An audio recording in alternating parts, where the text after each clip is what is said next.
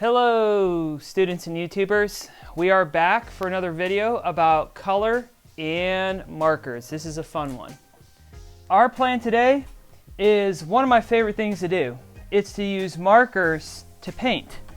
There's a couple tricks to it to make it make sense. So first things first, you can use any markers you want. What I have are the standard traditional markers. I have multicultural markers and I have tropical markers. In my classroom, I like to use the tropical markers and I'll show you why. The other thing I'm using are Canson Mixed Media sketchbooks. This is another great mixed media sketchbook by Canson. I'm not sponsored by Canson. I just like these sketchbooks.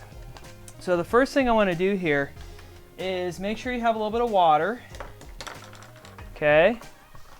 And make sure you have a brush. Okay, and what I want you to do is just to put a little bit of water on your markers. I want to show you what happens when you put water in your markers. When you do it on printer paper, it doesn't work. I wanted to show you this first, just so you're aware. If yours isn't working and you're frustrated because this does not spread like paint, okay? Printer paper will not work, drawing paper or journaling paper does not work. So if you have that, you're not going to have a very good time with this project. But here's what I want you to do. You get a paintbrush and touch the edge of the paint in your Canson sketchbook. Watch what happens. It becomes like watercolor paint. Okay? I don't know why. The water takes the ink out and makes it like a paint. That's right. So I'm doing blue, and you see I had too much water, so I'm going to dry off my brush. I'm going to add just a little bit of water to my brush, and let's see if I can make the color fill in the circle. See that? You want to try a couple? Pick a color. So these are the traditional markers. I wanted to try all those colors, and we can fast forward this part, but I wanted to see which colors worked for spreading paint and which colors did not.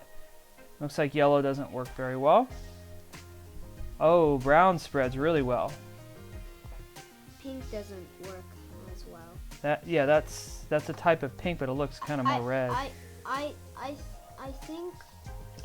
think the darker colors spread more. Yes, I agree with you. Yeah, it looks like the darker colors spread the best. So black works as well. Black turns into like a blue color. It does look blue. Very, very good eye. Very good artistic eye. You notice that it isn't actually black. It's kind of a bluish tone. The gray doesn't work very well. The yellow doesn't work.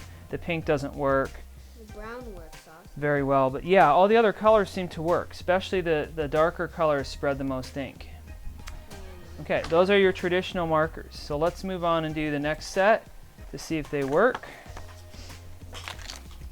Let's try tropical markers. Let's see if those spread. Oh, that peach one really just disappeared. It actually works. They're just very light colors. Just disappeared. That's fine. That means it works. It works like paint. The tropical markers don't have very saturated. The word is saturated in art. Saturated means there's not a lot of thick color involved with it. It's a very light amount of color. My favorite markers to use in my classroom with my students are tropical markers. If you're an art teacher, I recommend these because the problem with the saturated colors is when students color in their sky this dark blue and their grass this dark green, they are way too dark of a color to use in a artwork, and they try to respect that dark deep blue, and then you can't see their drawings anymore.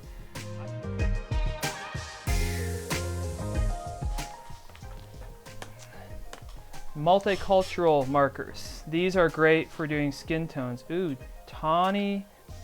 Go ahead, do beige. Beige. Tan. Beige just completely disappeared. Yeah, it's very light. Colors. The key to painting where your artwork starts to look advanced is when you mix colors. You cannot mix crayons. It's hard to mix colored pencils for the cheaper ones. So mixing that's why students and art teachers love paint, is because they can mix colors. You can mix colors with pastels. You can mix colors with pastels, and that's a lot messier and a lot more expensive. So this is a very cheap way to learn how to begin to mix colors if they can act like paint. Okay, that's kind of one of my secret tips I do, and I use this typically for starting drawing body gestures, gesture drawings, and then I also use it for drawing graffiti art.